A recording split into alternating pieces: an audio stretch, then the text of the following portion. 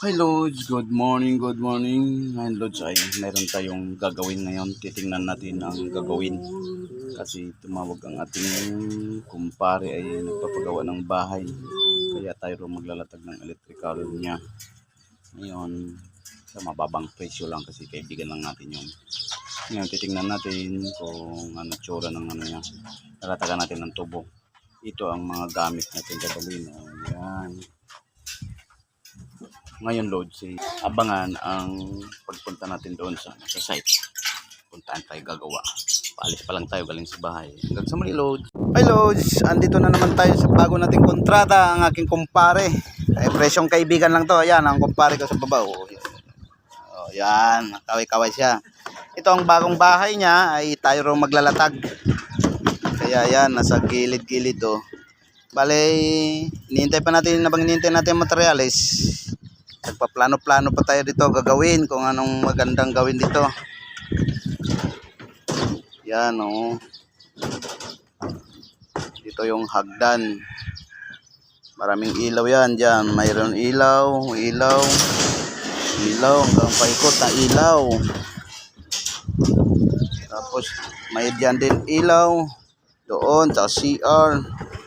Siyempre dito mayroon din ilaw. Diyan, siyempre, ilaw.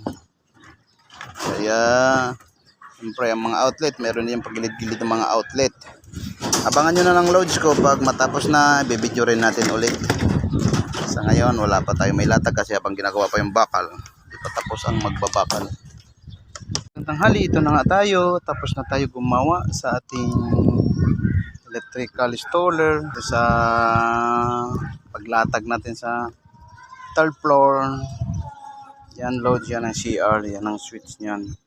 Connection niyan. Ito naman Lods ay outlet yan, outlet. Kaya pupunta doon sa dulo. Ngayon Lods, ito ang kanilang panel. Diyan bababa ang panel Lods.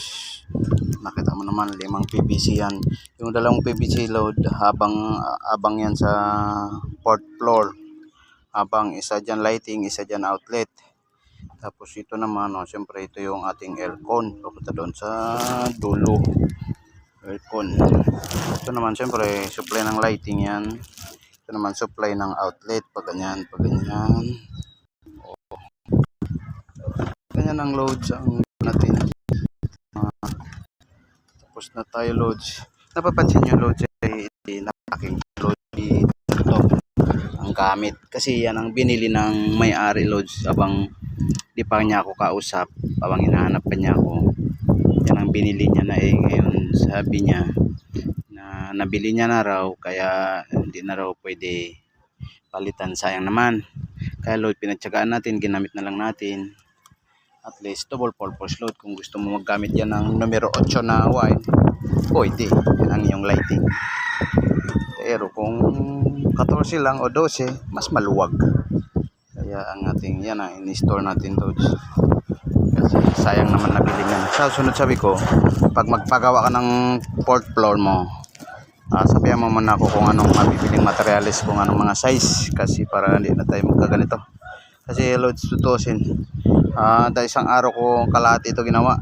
Dahil nahirapan ako magsuksok sa mga junction box. Nakahirap dahil nga ang laki-laki. Pero okay naman, nagawa din natin na. Pero kung medya lang ang tubo niyan Loads, wala pa isang araw to tapos na. At hanggang sa muli Loads, maraming salamat sa panonood ng aking video. Abangan na lang pagwa-wiring natin dito.